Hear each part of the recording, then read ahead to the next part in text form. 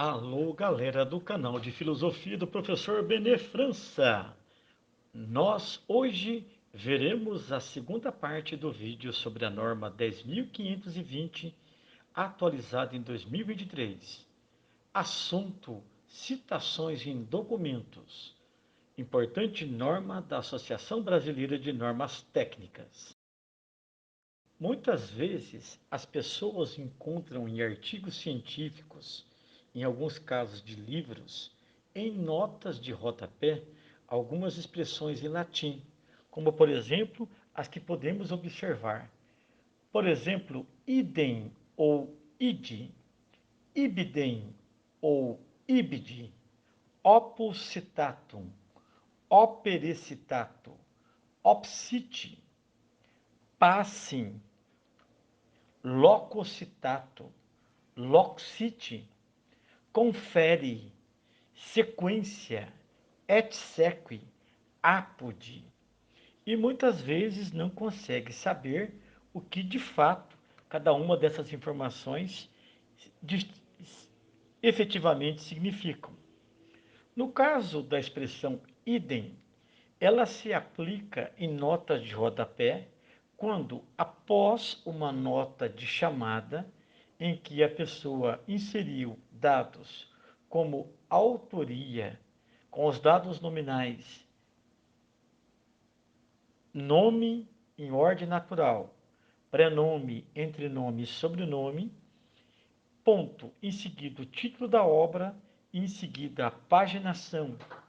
E aí se vê a necessidade de inserir uma nova argumentação ao longo do trabalho acadêmico.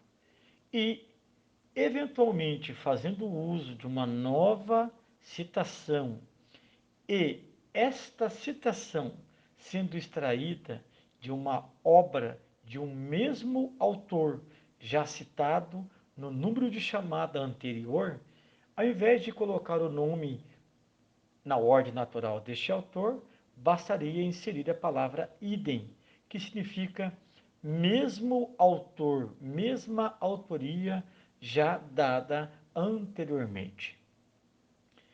Quanto à expressão ibidem, ela se aplica para a futura informação de número de chamada que, quando tratar especialmente da mesma obra citada no número de chamada anterior.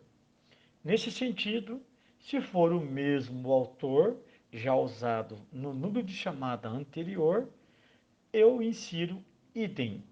E se for a mesma obra, eu utilizo a expressão ibidem.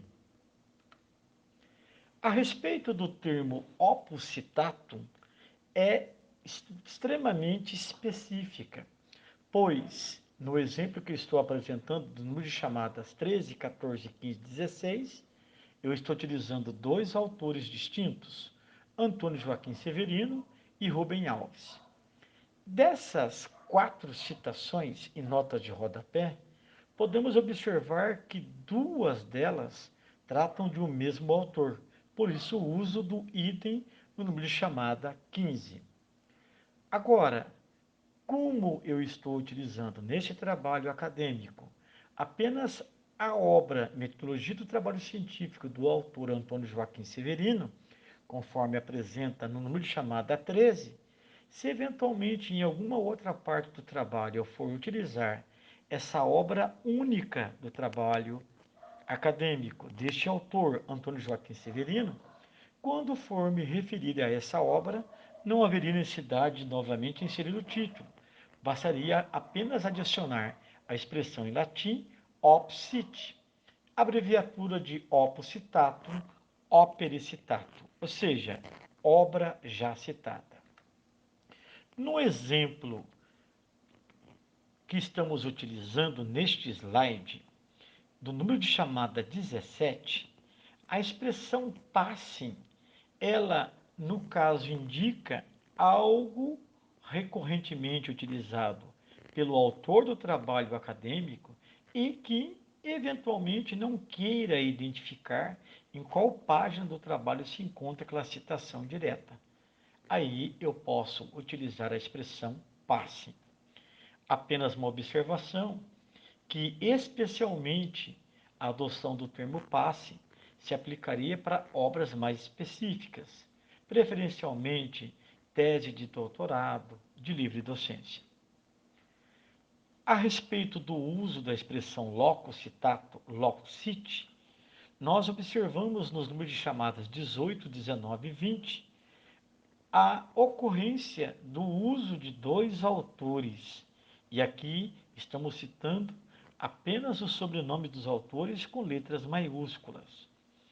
E nesse caso, no número de chamada 18, eu já me referi ao autor Severino, me referi ao ano de publicação da obra dele, publicada em 2000, já identifiquei a página de onde extraí a citação direta, a página 17, e numa nova citação utilizada, a de número de chamada 19, fiz uso de um outro autor e procedi da mesma forma. Sobrenome do autor, vírgula, ano de publicação da obra em uso, identificação da paginação de onde se extraiu a citação direta. Fazendo no trabalho acadêmico uma nova citação do autor que já foi citado no número de chamada 18, bastaria eu apenas colocar o nome do autor, no caso sobrenome, e acrescentar a expressão loc cite, ou seja, loco citato, que significa que aquele conteúdo deste autor já foi utilizado em algum momento do trabalho acadêmico, no caso, no número de chamada 18.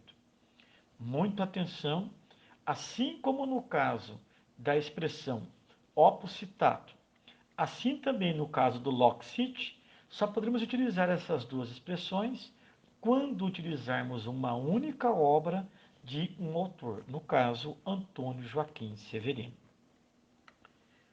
A expressão confere, ela se aplica a citações indiretas, e no número de chamada 21, podemos observar que, ao utilizar a abreviatura CF, notas de rodapé, ela dá um grau de credibilidade maior para a citação indireta, pois eu poderia pegar o livro A História dos Papas, escrito por Aquiles Pintonello, e lá na página 246 encontrar a informação e verificar a autenticidade dela. Quanto ao uso da expressão sequência ou et seq, ela segue uma espécie de firula, uma espécie de graça, como no exemplo 22 do número de chamada. Nesse caso, citamos os dados nominais do autor, os dados referentes ao título em destaque, utilizando o negrito, e quanto à paginação, no primeiro momento, colocamos lá que a citação transcrita vai da página 246 a 247. Podendo, no caso, substituir a expressão 247, eliminando o if, pela expressão et seq. Aí leríamos página 246, et seq, ou seja, e a página seguinte. A respeito do uso da expressão apode, é muito importante, pois ela revela uma terceirização de citação. No caso do número de chamada 50, eu estou mencionando o autor que eu não li, o autor que alguém pesquisou, no caso o alemão Karl Marx. Menciono o livro consultado, Manuscritos Econômico-Filosóficos. Especifico de onde foi extraída a citação direta, página 17. Uso a expressão apode e, em seguida, menciono quais autoras que de fato eu li, quem efetivamente eu li.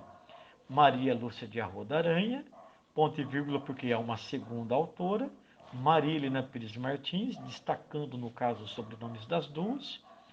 Identifico em qual obra aparece a citação direta atribuída ao filósofo alemão Karl Marx e identifico em qual página está sendo mencionado o fragmento extraído do livro Manuscritos Econômico-Filosóficos do filósofo alemão.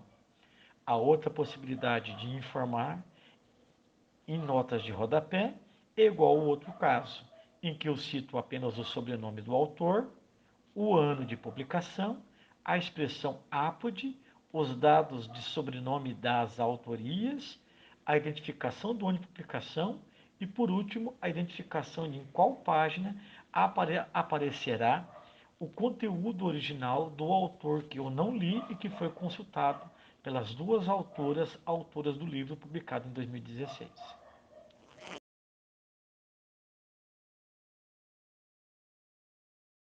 Atenção ao slide 6.1.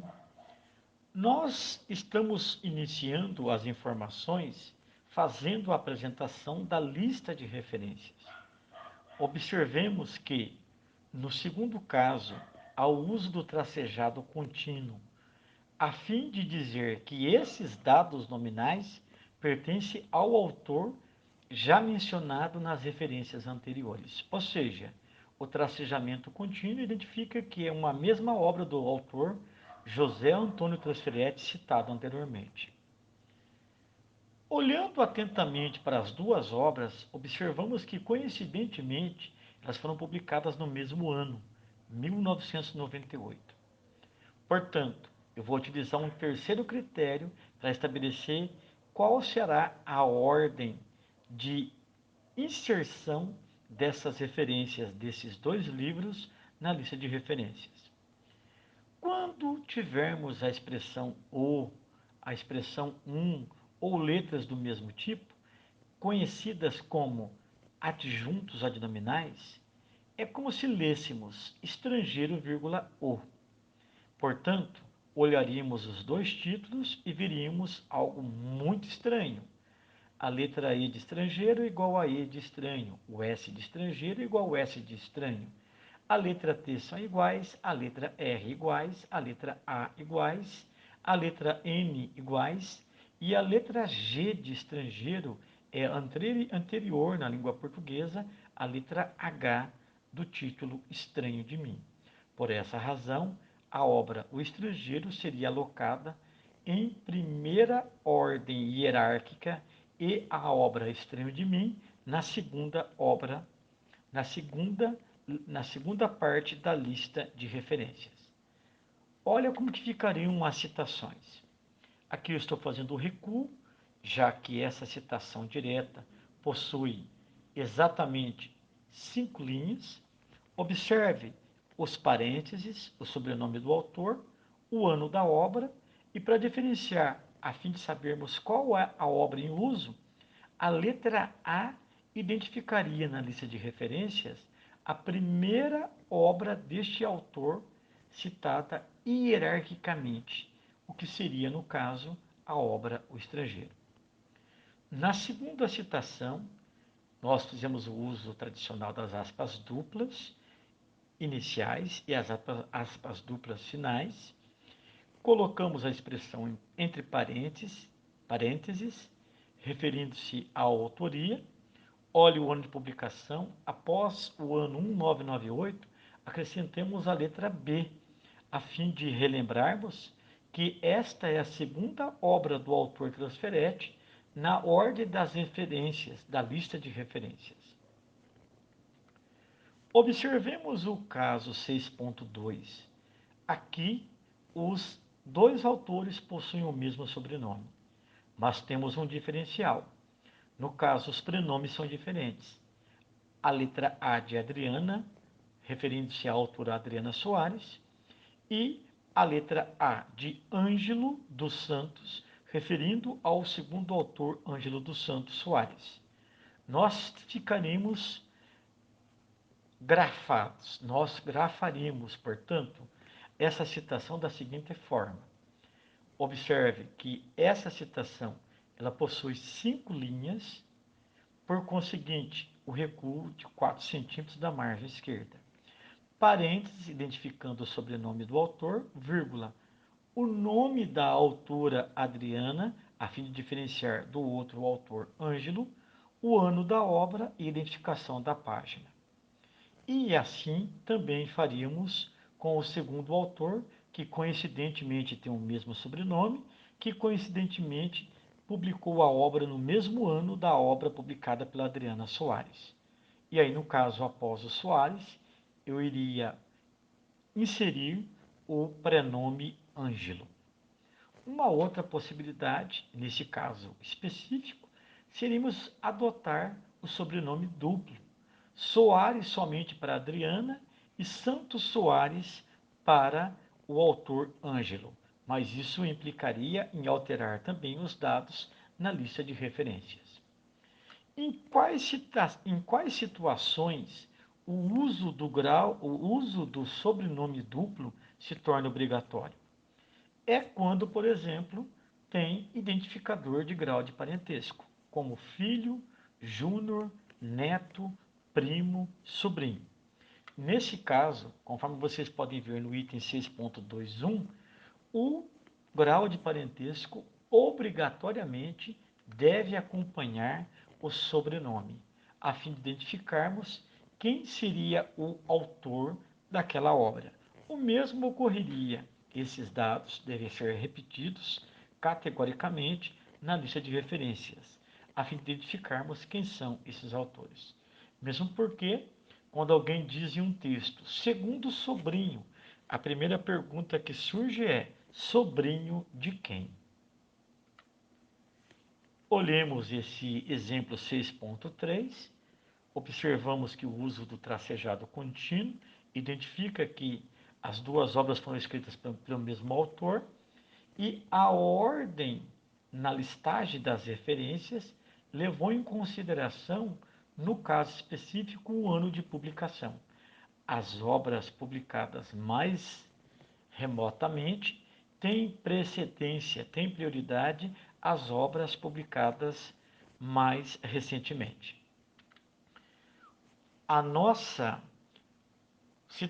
As citações que podemos exemplificar ficariam dessa forma. No primeiro exemplo, nós vemos a obra 1991, do autor Alves, página 79, a fim de se referir à obra chamada Filosofia da Ciência. E a segunda citação de uma única linha do autor Alves, cujo ano de publicação, 1990, refere-se à obra de nome Tempus Fugit.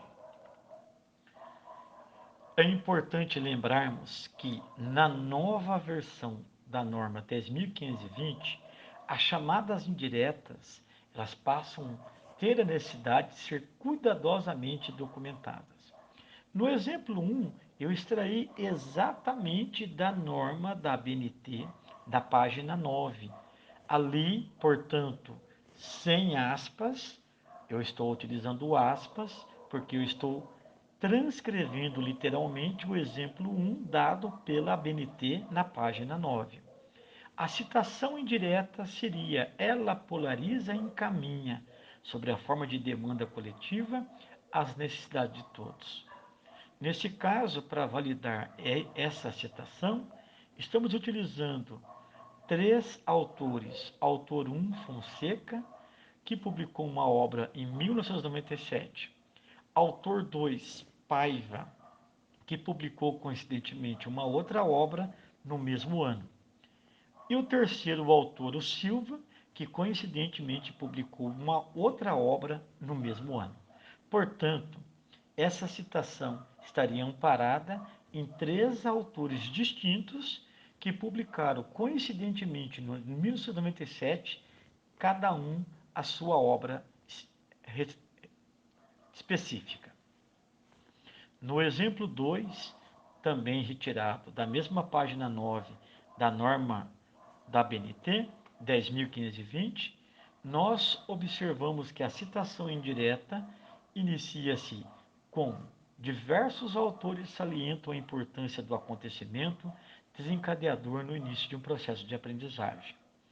Nesse caso específico, também nós temos três obras e levaram em consideração a ordem de publicação. Nesse caso, a obra do Cross, publicada em 1984, apareceria primeiro, em relação à obra do Knox, publicada em 1966. E a obra do Miserol, por último publicada em 1991. Eu vou, a fim de exemplificar, trazer para vocês esse exemplo 2 do item 6.5, que ele é bastante significativo a respeito dos usos de aspas. Observe que é uma citação direta e inicia com aspas duplas. Espalhou-se então o boato de que Tales se preocupava mais com as coisas do céu, esquecendo das que estavam debaixo de seus pés. Aspas simples. Essa pilhéria, fecha aspas simples. Adverte Platão, abre-se aspa simples. Se aplica a todos os que vivem para a filosofia. Fecha a aspa simples, fecham-se as aspas duplas. Nesse caso, nós temos um texto dentro do outro texto. O primeiro texto, essa pilhéria se aplica a todos que vivem para a filosofia, está sendo citado pelo autor dentro de uma linha de argumento que inclui o texto do Platão, o que seria uma espécie de terceirização documental. Nessa forma, por exemplo, abriríamos o parênteses, inseriríamos o autor da citação, essa pilhéria se aplica a todos os que vivem para a filosofia, o ano em que essa obra do Platão foi publicada, inseriríamos o termo em latim apode e em seguida indicaríamos qual o autor que menciona o filósofo Platão, que seria o autor Miceli, publicando a sua obra em 2008 e na página 38 recorre a essa obra de Platão para produzir esse argumento.